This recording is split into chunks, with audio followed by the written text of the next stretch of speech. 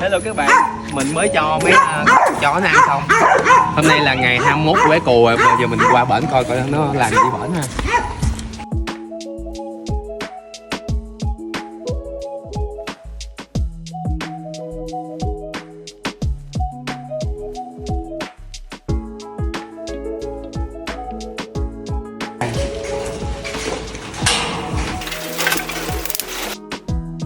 Đi chơi chút nè.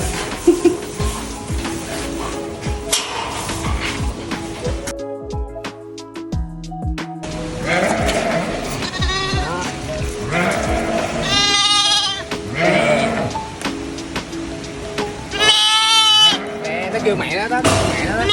Hồi nó la sùm nữa. Ngày mai mình lại quay cho các bạn xem tiếp. Rồi cái này